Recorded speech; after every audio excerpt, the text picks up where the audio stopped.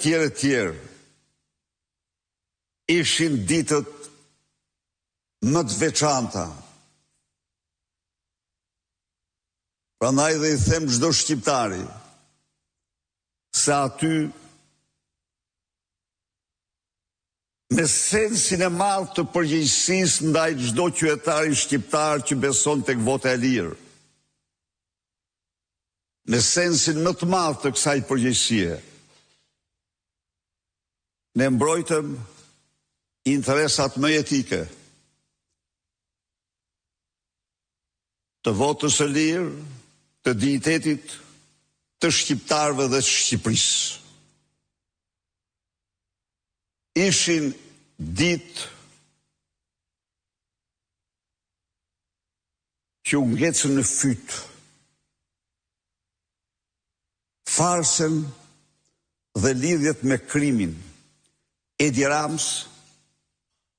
Plumbesha Gjokës,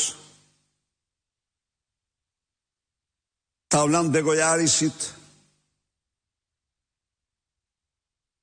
Ergjys Agasit dhe eksponentëve tjerë madhor të krimit në qeveri, përfaqësuesve të tyre në parlament,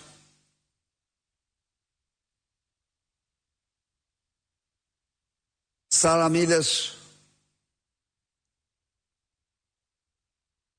Dyrmishit, Arken Balls e shumë të tjerëve. Ishin ditë të cilat i dhanë një rrjedhë të re shpresës dhe besimit se shqiptarët do votojnë të lirë si kombet tjera.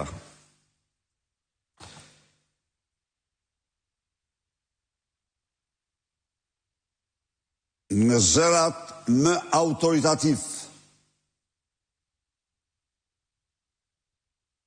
të mazhorancës që qeveris në Bruksel dhe në Europë, u theksue abuzimi masiv publik me rezervat me burimet shtetërore, kërcënimi zgjedhësve dhe administratës publike, përdorimi gjobave dhe bonusve për të grabit vota, mbjellja 129.300 hektarve kanabis apo 290 milion metër katror.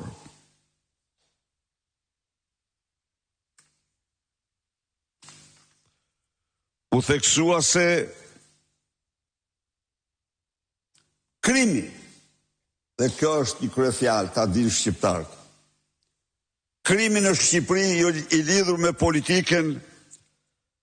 pengon rotacionin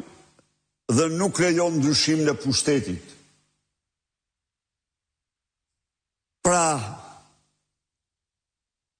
për të kuptuar se pse puthadorët e qeverisë dhe qeveritarët, narkoqeveritarët reaguan kaq të turbuar, se bota e tyre mediatike që kontrollojnë krijoi 34% më shumë lajme editoriale pa llogaritë komente, se komentet të i kalojnë 300%, 500%, po ato i përjashtojmë. Për këtë vizitë, ata në një aspekt, me atë që morën, e meritonin humben çdo arsye, çdo logjik. Natyrisht,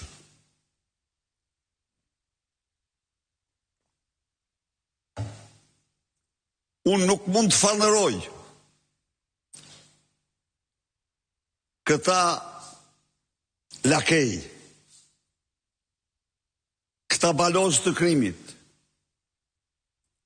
por reagimet e tyre ndaj mbrojtjes votës lirë, sepse ekzistenca e atyre është pikërisht pushteti i krimit dhe narkoshteti. Por unë,